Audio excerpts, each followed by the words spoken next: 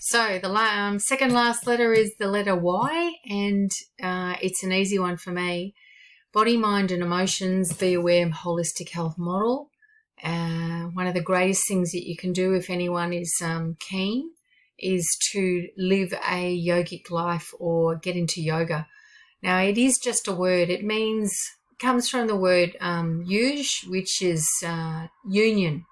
So anything that brings your existence to a central core where you are connected and unification is experienced through your being and the greater being that encompasses all, which some call God, but, it's not necessarily a religious thing. That is yoga.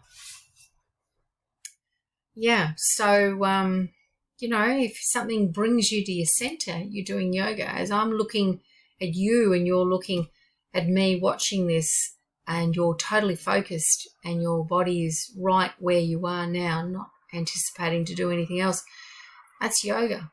So yoga is a way of life. It's not an form of exercise. It encompasses that if you so want it to be. However, that's the basic philosophy of yoga. Yoga's been part of my life for 47 years. My mother took me to children's yoga, and then I joined in with the adults, and then I basically trained and kept training, and so I'm a teacher. However, generally I live yoga. So there are 11 classical pathways that get you to the point where you feel you are connected and there's unification. And you can think of it in the analogy of a mountain, where you have the base of the mountain and you have the peak, and ultimately every single path of classical path of yoga will have the same goal or aim, which is unification, which is what I've been talking about. So you've got the most common Western known yoga pathway is Hatha or Hatha, Ha-Ta, which is the polarities, the sun and the moon, the opposites, body and mind. I also elaborate as emotions to be a entity that is incorporated and evolves with the other two in a unification form. So a triangle again, body, mind, emotions. So Hatha is the main one. That's the one where, for those of you that just think of it as an exercise, that's the one that you're talking about, Hatha. And then you've got experts that are in that area that people know that have been able to call their teachings of Hatha their name. So Iyengar's a man. In fact, Iyengar was a teacher of my teacher, BKS Iyengar, and so he's so established in the yoga field that his yoga is now able to be called his name. However, the style, the classification is it's Hatha yoga. And then there's Jnana and Bhakti and Raja and Tantra and Mantra and Kundalini, and there's 11. So the base, all of them are doing aspects of life, whether it's techniques, philosophies and practices, all three, that allow the person doing it, the practicing person, to have aim for unification, stillness, peace,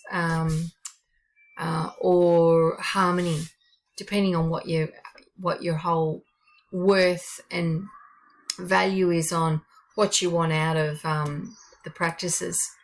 So yoga is not just something that you can go and twist wrap your arms and twist your body around and all that. Yoga is something that you can do just sitting in a chair or lying down or walking. And the other aspect of yoga, which a lot of people are familiar with, is the meditation. Meditation and yoga are synonymous. So they're both aiming for the awareness of consciousness, the awareness of that which exists within us, regardless of how we are physically, mentally, and emotionally. meaning that you can be sick and still bring yourself to a practice and have a stillness in your central core of peace within your existence, which is always existing. Same with the mind, same with the thoughts within mind. So the stillness and movement of thought, in my definition, the stillness and movement of thought juggle back and forth, even when we don't realize that we have stillnesses of our thought, because it's just bang, bang, bang, thought after thought after thought. There is always still a space, even if it's microscopic, in between, or not microscopic, but minute, in between the next thought. There's going to be a space, just like with breath. Your breath doesn't just, it's just not, you don't have just one long breath your whole life. It's the same with thoughts. You don't have one long thought. There will be a space between each thought. And so it's allowing the thought, to slow down so you can experience that space in between, which leads into the awareness of consciousness and the beautiful stillness within. So there's the body aspect, the mind aspect, and then there's the emotional aspect as well. Even though we may, in this particular time, 2021, where fear is just such a dominant emotion with so many people, with a space above the top and there, and not being aware that the particles and fibers of that particular product is actually not blocking the minute things that the people are wearing it supposedly for. And that fear aspect, which is so dominant with the emotions, by allowing just a moment of stillness in the feeling, which will allow which will allow hormones to settle a bit, because the emotions create the mind swell, or the field swell and the body swell and the mind swell, yes, of how the body's going to respond to the feeling. So when we're in a fear state, our hormones just go rampant and they stay in it. They stay sustained in the bloodstream. And then that affects growth, reproduction, immunity, digestion, pain, as well as mobilization of sugar and energy source, which increases, blood sugar and increases chronic illnesses like potential diabetes if you've got it as a vulnerability in your genetic makeup. So all of those, if you slow down how you're feeling, that fear, and just allow that space to let those hormones and that settle, then the part of the brain that is going to be more of a focus in its action will become the rational part, which is your prefrontal cortex. So you'll be less coming from fear and more coming from logic and rationale. And you'll be able to ask questions and think about what and why and how you've come to the point where you've just followed instructions like a robot. So body, mind and emotions with yoga assists with these, because yoga allows, through movement and stillness of every area that I've just spoken of, body, mind, and how you're feeling, your emotions, to slow down. And the beautiful message that my teacher Shanti used to say, slow down, expand your heart, still your mind, honour your soul, and honour your body and honour your soul. And now she's elaborated in decades gone by to embrace the whole. So it's all about thinking about these aspects that are so important for your being, to be aware of these aspects. And yoga does this. So next time you're thinking or contemplating about yoga and thinking that it's exercise, it's not just exercise. In fact, I use the analogy with a nail. In fact, it's probably even less. But calling yoga an exercise is like calling a nail your body, your whole body. Yoga is so much more than that.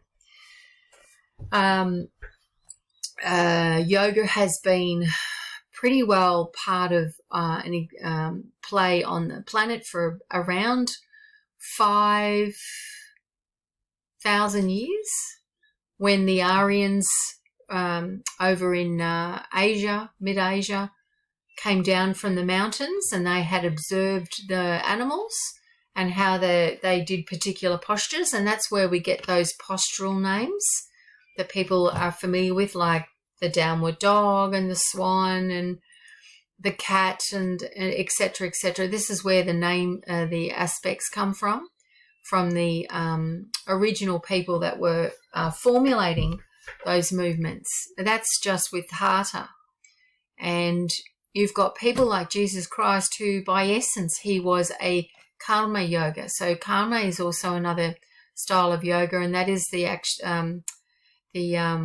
yoga of duty, dharma, which is duty. And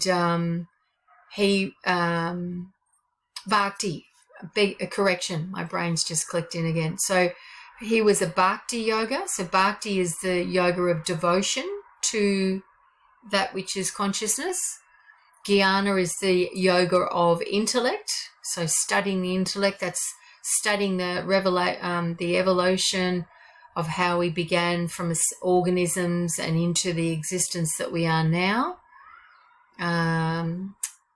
There's many of them. There's 11 classical paths. So most Westerners are familiar and go to Hatha yoga classes, and they're still really valuable. And in those classes, there's a particular one that's been extended from Hatha, and that's Raja Yoga, which is, they call the king of yoga. And that's where you have 8 steps, and you do the movements, you work through the, you do the disciplines, where you decide in your life to do things that are more valuable for your health, like not abusing sex, not lying, non-cheating, non-violence, and then it steps up through the yamas, where you do more studies, and then you learn postures for movement, because we need to move, we need to shift our bodies, and then we learn how to lower the sensory reliance, which is sensory deprivation, which is pratyahara. And then we practice, and before that was pranayama, which is practicing breathing techniques, etc., and utilizing the life force that we greatly gather through breath. We also get it through fabulous food, which is your prana or your chi or your ki, depending on what country you've come from, or base your techniques from. And then we have the concentration, which is the dharana, and then dhyana, which is meditation, and then samadhi, which is acquiring that equilibrium and balance. And they're all techniques that have stepped up through the Raja Yoga, which incorporates some of the other yogas as well. So they all blend. Like I said, it's like a mountain. Yoga is whatever you're doing in life, whether it's practicing stillness within, looking towards the out and gathering stillness, bringing it to the consciousness of an awareness of who you actually are, more than a being of body, mind and emotions. That is the temporary temple that we're living in as an existence. And sharing this and sharing the joy and that which is pure love. And yeah, that's yoga, and it's really valuable for health. So be aware, have a go one day in a class. It's wise to do it in a class to get the group energy, and then practice at home. Practice, practice, practice. That's the key. So thanks for watching, and have a beautiful night or day wherever you are. Namaste.